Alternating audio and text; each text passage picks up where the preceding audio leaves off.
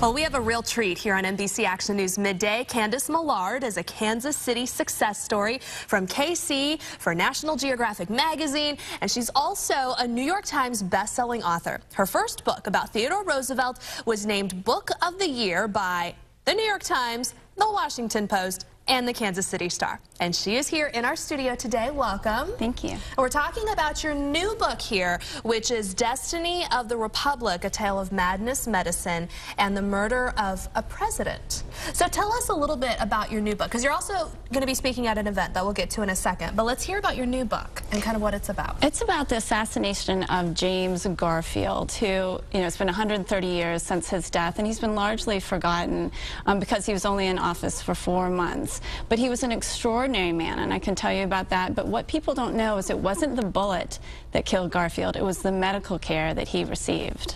Now, do you have a fascination with U.S. presidents?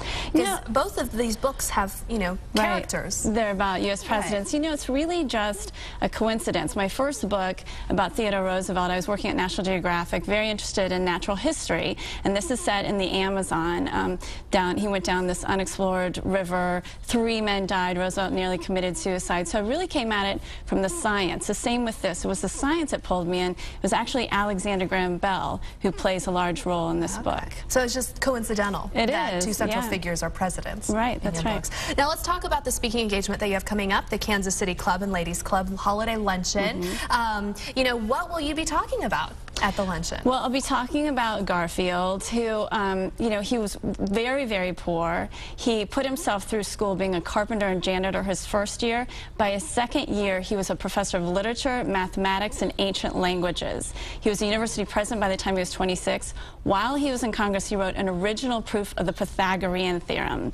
And he didn't even want to be president. He was chosen for the Republican nomination in this incredible turn of events in 1880, and then is in office for 4 months when he's shot by a madman in a train station in Washington, D.C. So much that we didn't know about this president of our country, and so much more that people can learn about if they attend this luncheon. So here's everything that you need to know about this. It's the 2011 Holiday Luncheon, presents a Kansas City conversation with Candice Millard, author of Destiny of the Republic, A Tale of Madness, Medicine, and the Murder of a President. It is coming up tomorrow at 11:30 a.m.